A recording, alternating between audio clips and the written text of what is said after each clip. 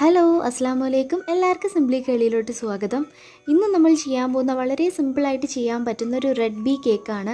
അപ്പോൾ ഈ ഒരു കേക്ക് ചെയ്യാനായിട്ട് നമുക്ക് ഓവനോ ബീറ്ററോ ബേക്കിംഗ് സോഡയോ അല്ലെങ്കിൽ പാലോ ഒന്നും തന്നെ വേണ്ട. വളരെ സിമ്പിളായിട്ട് നമുക്ക് ചെയ്യാൻ പറ്റും. അതും വളരെ കുറച്ച് ചേരുവകൾ മാത്രം മതി. ഇതിൽ നമ്മൾ വൈറ്റ് ചോക്ലേറ്റോ ഒന്നും തന്നെ യൂസ് ചെയ്യുന്നില്ല. അപ്പോൾ വീഡിയോയിലോട്ട് പോകുന്നതിന് മുന്നേ നിങ്ങൾ ആദ്യമായിട്ടാണ് ഈ ചാനൽ കാണുന്നതെങ്കിൽ നിങ്ങളുടെ റൈറ്റ് സൈഡിൽ ഇതുപോലൊരു സബ്സ്ക്രിപ്ഷൻ ബട്ടൺ ഉണ്ടാവും. അതൊന്ന് പ്രസ് ചെയ്യുക. അപ്പോൾ തൊട്ടടുത്തൊരു കുഞ്ഞ് ബെല്ലൈക്കൺ വരും, അതും പ്രസ് ചെയ്തിട്ട് ഓൾ എന്ന ഓപ്ഷൻ കൊടുക്കുക. അപ്പോൾ ഞാൻ അപ്ലോഡ് ചെയ്യുന്ന എല്ലാ വീഡിയോസും നിങ്ങൾക്ക് മിസ് ചെയ്യാതെ കാണാൻ പറ്റും. ഇനി നമുക്ക് റെസിപ്പിയിലോട്ട് പോവാം. അപ്പോൾ റെഡ് ബീ കേക്കിന് വേണ്ടുന്ന ഇൻഗ്രീഡിയൻസ് എന്തൊക്കെയാണെന്ന് നോക്കാം. ഫസ്റ്റ് ഇവിടെ എടുത്തിട്ടുള്ള ഒരു 1/4 കപ്പ് പഞ്ചസാരയാണ്. അപ്പോൾ ഈ കപ്പിന് തന്നെ ബാക്കി എല്ലാ ചേരുവയും എടുത്താൽ മതി. ഇനി ഇതിലോട്ടൊരു 1/4 കപ്പ് വെള്ളവും കൂടെ ചേർത്ത് കൊടുത്തിട്ട് നല്ലതുപോലെ ഒന്ന് മിക്സ് ചെയ്തെടുക്കാം. അപ്പോൾ വെള്ളമല്ല, പാല് വേണമെന്നുണ്ടെങ്കിൽ പാലും ചേർത്ത് കൊടുക്കുക. അപ്പോൾ പാലിൻ്റെ ആവശ്യമില്ല, നമുക്ക് വെള്ളം മാത്രം മതി. അപ്പോൾ ഇത് മിക്സ് ചെയ്യാനായിട്ട് എന്നെ ഹെൽപ്പ് ചെയ്യുന്നത് സൈറുവാണ്. സൈറുവിന് ഭയങ്കര ഇഷ്ടമാണ് കേക്കെല്ലാം. അപ്പോൾ അതിൽ കുഞ്ഞു ഇങ്ങനത്തെ ഹെൽപ്പൊക്കെ മോൾ ചെയ്തു തരും. അപ്പോൾ ഇത് ഒരുപാട് മിക്സ് ചെയ്യണമെന്നൊന്നുമില്ല, ജസ്റ്റ് ഒന്ന് മെൽറ്റായിട്ട് തുടങ്ങുമ്പോൾ ഇതിലോട്ട് നമുക്കൊരു 3 ടേബിൾ സ്പൂൺ വെജിറ്റബിൾ ഓയിൽ ചേർത്ത് കൊടുക്കാം. അപ്പോൾ ഈ ഒരു കേക്കിന് ഒരുപാട് എണ്ണയോ അല്ലെങ്കിൽ പാലോ അങ്ങനെ ഒരുപാട് ഐറ്റംസ് ഒന്നും വേണ്ട, വളരെ സിമ്പിളായിട്ട് ചെയ്യാൻ പറ്റും. ഇനി ഇതിലോട്ടൊരു 1.5 കപ്പ് മൈദ ചേർത്ത് കൊടുക്കുന്നുണ്ട്. അപ്പോൾ നമ്മൾ ഈ ഒരു കേക്ക് ചെയ്യുന്നത് മെഷർമെൻറ്റ് കപ്പ് ഒന്നുമില്ലാതെ സാധാരണ വീട്ടിലുള്ള ഒരു കപ്പ് വെച്ചിട്ടാണ്. ഇനി 1 ടീസ്പൂൺ വാനില എസൻസും കൂടെ ചേർത്ത് കൊടുത്തിട്ട് നല്ലതുപോലെ ഒന്ന് മിക്സ് ചെയ്ത് കൊടുക്കാം. അപ്പോൾ എസൻസ് ഇല്ലയെന്നുണ്ടെങ്കിൽ ഏലക്ക നന്നായിട്ട് പൊടിച്ച് ചേർത്താലും മതി. അപ്പോൾ ഇതുപോലെ ഒന്ന് മിക്സായി കിട്ടിയാൽ മതി, ഒരുപാടങ്ങ് മിക്സ് ചെയ്യേണ്ട. ഇങ്ങനെ ഒന്ന് മിക്സായിട്ട് വരുമ്പോഴത്തേക്ക് ഒരു 3 ടേബിൾ സ്പൂൺ പാൽപ്പൊടി ചേർത്ത് കൊടുക്കാം. കാരണം നമ്മൾ നേരത്തെ പറഞ്ഞ പോലെ പാലൊന്നും ചേർത്തിട്ടില്ല. പിന്നെ ഈ പാൽപ്പൊടി ചേർക്കുമ്പോൾ ഈ ഒരു കേക്കിന് ഒരു പ്രത്യേക ടേസ്റ്റാണ്. അപ്പോൾ ഒരു 3 ടേബിൾ സ്പൂൺ പാൽപ്പൊടിയും കൂടെ ചേർത്ത് കൊടുത്തിട്ട് ഒന്ന് കട്ടയില്ലാതെ ഒന്ന് മിക്സ് ചെയ്തെടുക്കാം. ഇപ്പോൾ അത്യാവശ്യം ഒന്ന് കട്ടിയായിട്ട് ബാറ്റർ വന്നിട്ടുണ്ട്. ഇനി നമുക്ക് ഇതിലോട്ട് 2 ടേബിൾ സ്പൂൺ വെള്ളവും കൂടെ ഒഴിച്ചു കൊടുത്ത് ഒന്ന് മിക്സ് ചെയ്യാം. അപ്പോൾ അതൊന്ന് മിക്സായിട്ട് വരുമ്പോഴത്തേക്കും 1.5 ടീസ്പൂൺ ബേക്കിംഗ് പൗഡറും കൂടെ ചേർത്ത് കൊടുത്തിട്ട് ഇതെല്ലാം കൂടെ ഒന്ന് യോജിപ്പിച്ചെടുക്കാം. അപ്പോൾ ഇവിടെ ബാറ്റർ ഇവിടെ റെഡി ആയിട്ടുണ്ട്. നമ്മളിതിൽ ബേക്കിംഗ് സോഡ, അതായത് സോഡാപ്പൊടി ഒന്നും തന്നെ ചേർത്തിട്ടില്ല. ഇനി നമുക്കിത് 3 പാർട്ടായിട്ട്, അതായത് ഒരേപോലെ തന്നെ ഒരേ അളവിൽ 3 ബൗളിലോട്ട് ഞാൻ മാറ്റിയിട്ടുണ്ട്. അതായത് നമ്മുടെ റെഡ് ബീ കേക്കിന് ഒരു വാനില ലെയർ വേണം, അതുപോലെ ഒരു ചോക്ലേറ്റ് ലെയറും ഒരു റെഡ് വെൽവെറ്റ് ലെയറും വേണം.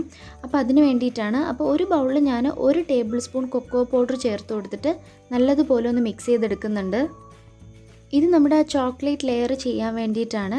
ഇനി അതുപോലെ തന്നെ മറ്റേ ഒരു ബൗളിലിരിക്കുന്നതിൽ കുറച്ച് റെഡ് ഫുഡ് കളറും കൂടെ ചേർത്ത് കൊടുത്തിട്ട് ഒന്ന് മിക്സ് ചെയ്ത് മാറ്റി വയ്ക്കാം. അപ്പോൾ നമ്മുടെ 3 ബാറ്ററും റെഡി ആയിട്ടുണ്ട്. ഇനി കേക്ക് ബേക്ക് ചെയ്തെടുക്കാം. അപ്പോൾ നേരത്തെ പറഞ്ഞതുപോലെ ഒരു ദോശക്കല്ലിലാണ് കേക്ക് നമ്മൾ ചെയ്തെടുക്കുന്നത്. അപ്പോൾ ഓരോ ലെയറും ഇങ്ങനെ ഒഴിച്ചു കൊടുത്തിട്ട് ഒന്ന് ഇതുപോലെ ഒന്ന് സ്പ്രെഡ് ചെയ്ത് കൊടുക്കുക. എന്നിട്ട് അടച്ച് വെച്ചിട്ട് ലോ ടു മീഡിയം ഫ്ലെയിമിൽ ഒരു 8 മിനിറ്റ്, 7 മുതൽ 8 മിനിറ്റ് വരെ മതി. കേക്ക് നന്നായിട്ട് ബേക്കായി കിട്ടും. ഇപ്പോൾ ഒരു 8 മിനിറ്റ് കഴിഞ്ഞിട്ടുണ്ട്. കേക്ക് ഇവിടെ പെർഫെക്റ്റ് ആയിട്ട് തന്നെ കുക്കായി കിട്ടിയിട്ടുണ്ട്.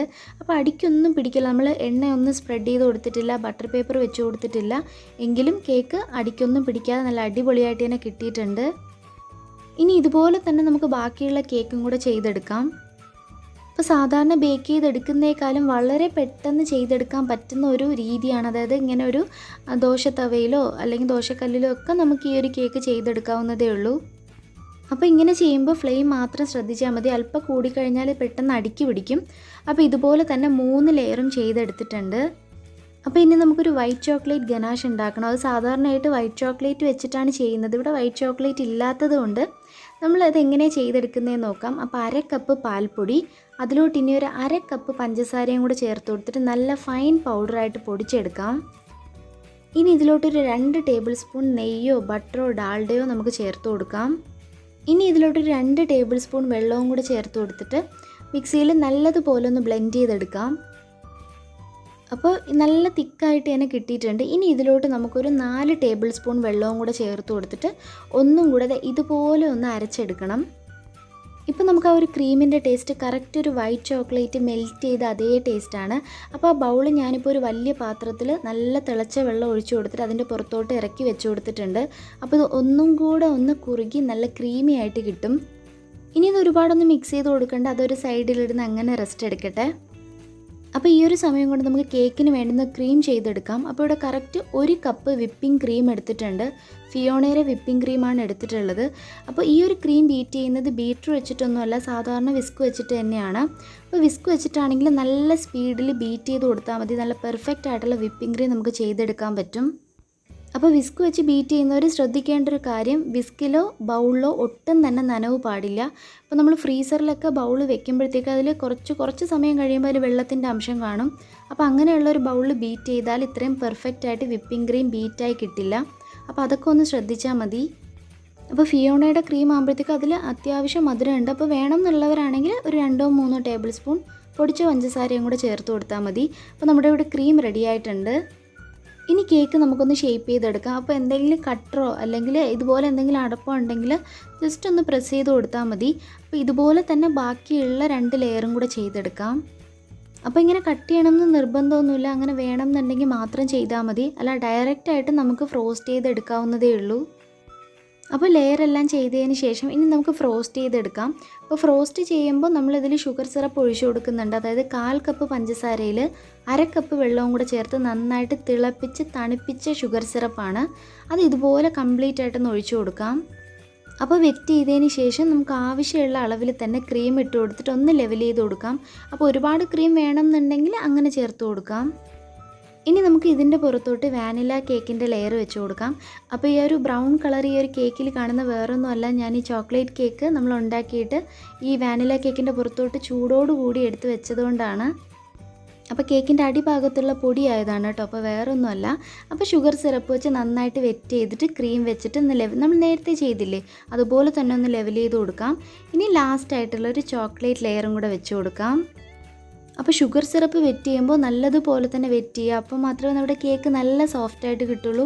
പിന്നെ അതുമാത്രമല്ല, നമ്മൾ ഷുഗർ സിറപ്പ് ഒഴിച്ചതിന് ശേഷം കേക്ക് അത്യാവശ്യം ഒന്ന് ഹൈറ്റും കൂടെ കൂടും നമ്മൾ നന്നായിട്ട് ഷുഗർ സിറപ്പ് ഒഴിച്ച് വെറ്റ് ചെയ്യുവാണെങ്കിൽ.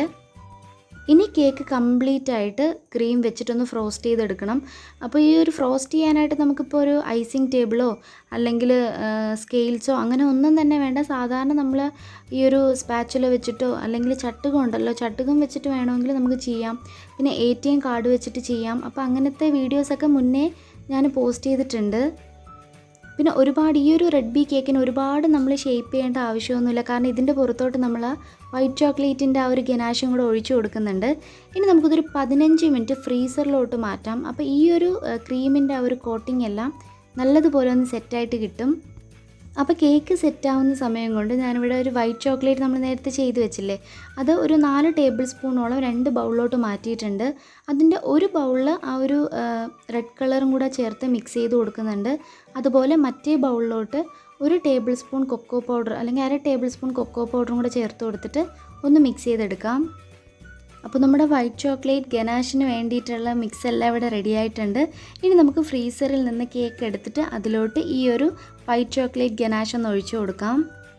ഇപ്പോൾ കംപ്ലീറ്റ് ആയിട്ട് ഇതുപോലെ ഒന്ന് സ്പ്രെഡ് ചെയ്ത് കൊടുത്താൽ മതി. എന്നിട്ട് ജസ്റ്റ് ആ ഒരു പ്ലേറ്റ് ഒന്ന് ചരിച്ചൊക്കെ കൊടുക്കുക. അപ്പോൾ കേക്കിൻ്റെ എല്ലാ ഭാഗത്തും ഈ ഒരു വൈറ്റ് ചോക്ലേറ്റ് വന്ന് സ്പ്രെഡായിട്ടിരിക്കും. അപ്പോൾ കേക്ക് നമ്മൾ നേരത്തെ നല്ല തണുപ്പിച്ചതുകൊണ്ട് തന്നെ ഈ ഒരു ഗനാഷ് ഒഴിക്കുമ്പോൾ തന്നെ നല്ല സെറ്റാവും. ഇനി ഇതിലോട്ട് നമുക്ക് ഒരു സ്പൂണ് വെച്ചിട്ട് ഒഴിച്ചാലും മതി. നമ്മൾ നേരത്തെ ചെയ്ത റെഡ് കളറും ആ ഒരു ചോക്ലേറ്റ് കളറിൻ്റെ ആ ഒരു ഗനാഷും കൂടെ ഇതുപോലെ ഒന്ന് സ്പ്രെഡ് ചെയ്ത് കൊടുക്കാം. സ്പൂണ് വെച്ച് ചെയ്താലും കുഴപ്പമൊന്നുമില്ല. അപ്പോൾ ഇന്നും നമുക്ക് ഒരുപാട് പേർക്ക് ഹായ് പറയാനുണ്ട്, ഒരുപാട് പേർക്ക് വിഷസ് പറയാനുണ്ട്. അപ്പോൾ ഹായ് പറയാൻ പറഞ്ഞവർക്കെല്ലാം ഒരു സ്പെഷ്യൽ ഹായ്, വിഷസ് പറയാൻ പറഞ്ഞവർക്കെല്ലാം ഹാപ്പി ബർത്ത്ഡേ. എല്ലാവരുടെ പേരും ഞാൻ ഈ സൈഡിൽ മെൻഷൻ ചെയ്യാം.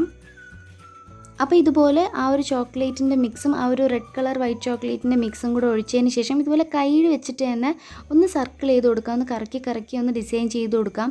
വളരെ സിമ്പിളായിട്ട് ചെയ്യാൻ പറ്റുന്നൊരു ഡെക്കറേഷനാണ് ഈ ഒരു റെഡ് ബീ കേക്കിനുള്ളത്. ഇനി നമുക്കിതൊരു 15 മിനിറ്റും കൂടെ ഫ്രീസറിലോട്ട് മാറ്റാം. അപ്പോഴത്തേക്കും മാത്രമേ ഇതൊന്ന് കറക്റ്റായിട്ടൊന്ന് സെറ്റായി കിട്ടുള്ളൂ.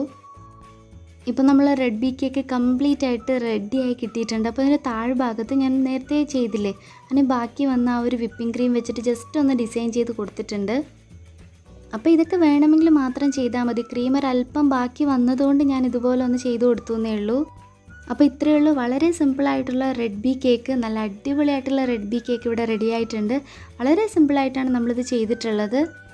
ഓവനോ ബീറ്ററോ സോഡയോ ഒന്നുമില്ലാതെ നമുക്ക് ചെയ്തെടുക്കാൻ പറ്റും.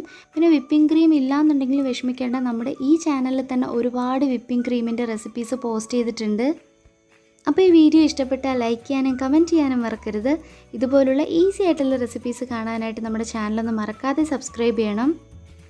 പിന്നെ ഒരുപാട് പേര് ചോദിക്കുന്നുണ്ട് റെസിപ്പീസ് എങ്ങനെ പോസ്റ്റ് ചെയ്യാം, എങ്ങനെ ഒന്ന് ചാറ്റ് ചെയ്യാമെന്നൊക്കെ. അപ്പോൾ നമുക്ക് ചാറ്റ് ചെയ്യാം, റെസിപ്പീസൊക്കെ പോസ്റ്റ് ചെയ്യാം. അപ്പോൾ എനിക്കൊരു ഇൻസ്റ്റാഗ്രാം പേജ് ഉണ്ട്, അതൊന്ന് ഫോളോ ചെയ്താൽ മതി.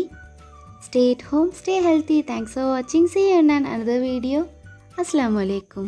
അസ്സലാമു അലൈക്കും.